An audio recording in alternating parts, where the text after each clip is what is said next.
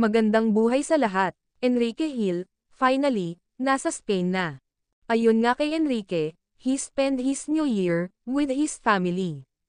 Nag-IG story si Andy Hill, na sinalubong nito, ang kanyang kapatid, na si Ken, sa airport. Namiss nila ang isa't isa.